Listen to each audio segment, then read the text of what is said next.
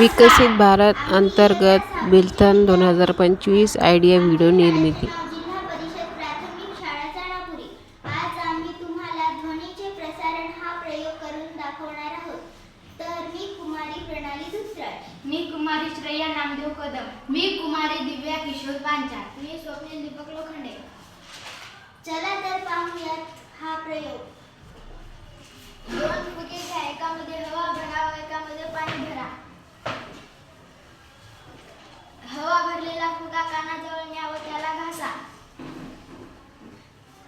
हीच क्रिया पाणी भरलेल्या फुग्यासंग करा.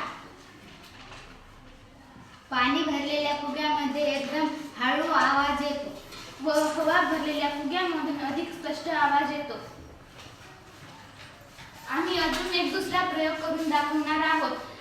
तुम्ही एका टेबलाच्या टोकाशी उभे राहा व मित्राला दुसऱ्या टोकाच्या टेबलाशी उभे राहायला सांगा. तुम्ही एक टेबलाला टिचकी मारा व मित्राला कान लावून ऐकायला सांगा.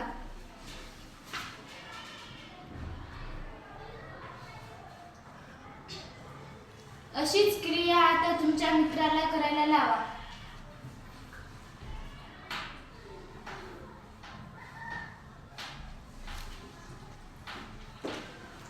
काय जाणवते? हवा, पाणी किंवा एखाद्या स्थायूमधून ध्वनी आपल्या प्रवास करून आपल्या कानापर्यंत पोहोचतो. परंतु हवेच्या तुलनेत द्रवातून निर्माण